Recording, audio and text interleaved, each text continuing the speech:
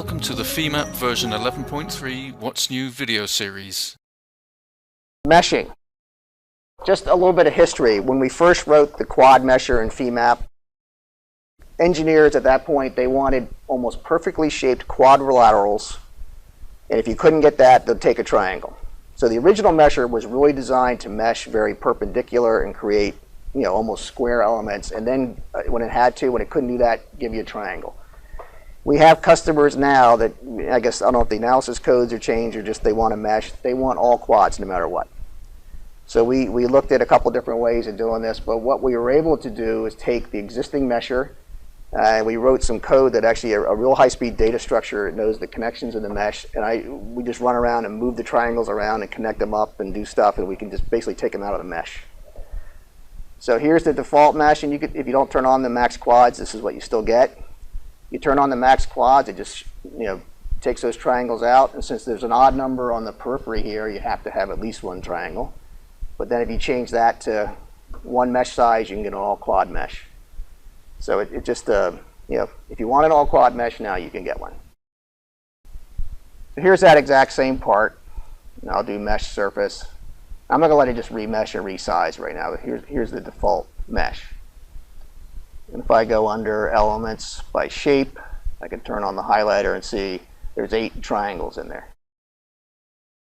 So there's 8 triangles in there. All you got to do is turn on max quads, pick it again, and now there's 4 triangles. Now, it still honors the maximum aspect ratio. So as long as you tune that up a little bit, you can then go to no quads at all.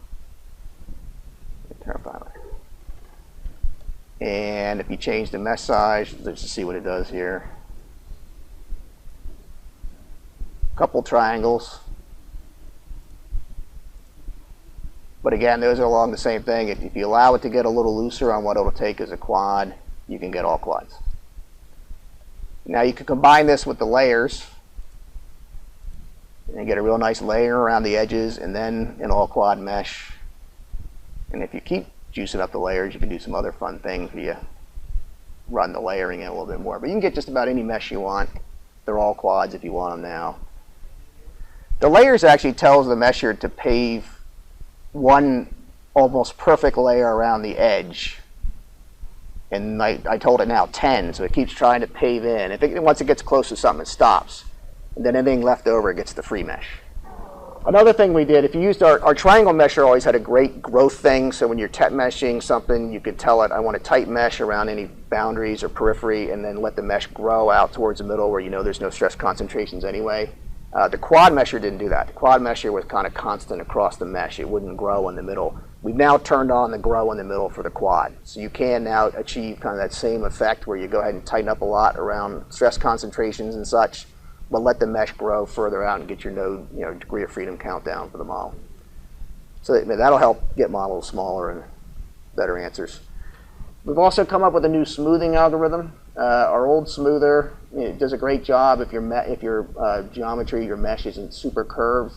But where it was curved, sometimes the smoothing would cause it to relax, and it's just it was like a relaxation thing, the smoothing, so it would kind of droop. We recoded that with a new, more 3D algorithm, so you now get a better smoothing of meshes on highly curved structures. So let's say you're given this mesh, there's no geometry, and for some reason you want to model some stress concentration here and maybe get some better stress data. It'll be a lot of work to kind of make this happen in just regular manual meshing or whatever. So George wrote editing element refine.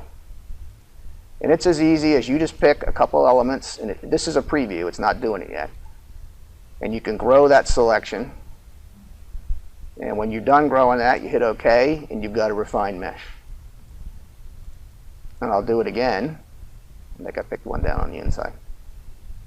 It's got to add and remove too. So if you didn't like what you picked, I can remove like that one, and I can now grow it. Now the real neat thing that you don't know is going on here, and I'll show you when I turn on the shrink. There was beam little stiffeners around this model. It's splitting every stiffener It's propagating pressure loads. It's propagating, like you got a laminate definition, the material angle for the split elements matches the one that was the original element.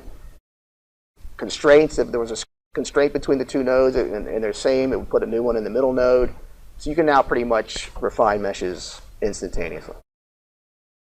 And there's still, I just want to make sure everyone's seen it, back in 11.2, we had another one that is also just handy. Under that same place, there's a mesh editing edge split, and you can just pick two nodes, and it runs through the model and does the same thing. But it propagates it as far as it has to keep everything connected. So you can pretty quickly refine a mesh with these tools. And this one in version 11.3, we added a multi-pick too. So if you were kind of doing that, multiple nodes, you can now pick multiple. It'll go through and do them at one time. And this does the same thing, splits the beam, properties, pressures, constraints, anything. Just another quick example, T-junctions, whatever's connected is going to stay connected. It gets it all done. So in the same model, similar to the plane model there, you pick a region, grow it out wherever you want to. And there's also just a drag. You can just wing the mouse around and highlight elements and refine. If there is geometry, if it's just an orphan mesh, it doesn't do any projecting or anything. But if it does have geometry, it will project and keep everything smooth. So you can quickly do some real nice mesh refinements. Another enhancement we did in this release, we've always had these mesh hard points in the surface. So this part originally, it's a mid-surface thing, and it had some holes. We turned the holes into points so that the mesh would get a node right where you need to constrain it. And if you meshed it, you got a node everywhere you had a point. We had an issue. Then if you used our meshing toolbox to split this up and do other things to get a better mesh in certain areas, those hard points, sometimes you'd split a surface in half, and the point that was pointing to the one surface is now pointing to a different surface.